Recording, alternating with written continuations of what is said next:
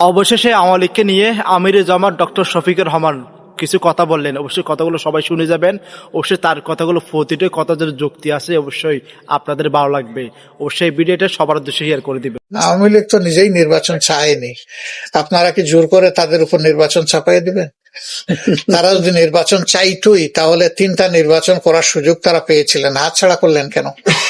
তারা তো নির্বাচনে বিশ্বাস এই কথা প্রমাণ করতে পারেননি। এখন যে জিনিস তারা পছন্দ করে না সেটা যদি তাদেরকে উপহার দেন, এটা তাদের উপরে জুলুম হবে না? জুলুম হবে তাদের। আমরা আপনাদের সবাইকে নিয়ে ফেব্রুয়ারির ইলেকশন আদায় করে ছাড়বো ইনশাআল্লাহ। এটা দেরি হলেই বিভিন্ন ধরনের আশঙ্কা এবং বিভিন্ন ধরনের বিশৃঙ্খলা দেখা দেওয়ার পটেনশিয়াল থ্রেট আছে। আশা করি আপনারা বুঝতে পেরেছেন অতক্ষণ কি নিয়ে আলোচনা হয়েছে।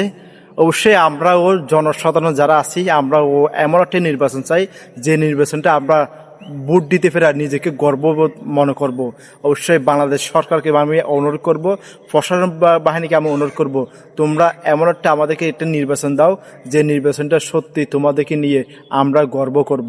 অবশ্যই এমন একটা নির্বাচন আমাদেরকে প্লিজ এবার হইলো একটা দেন, আমাদের পছন্দের প্রার্থীদেরকে একটা যেন আমরা একটু মন খুলে একটা যেন ভোট দিতে পারি।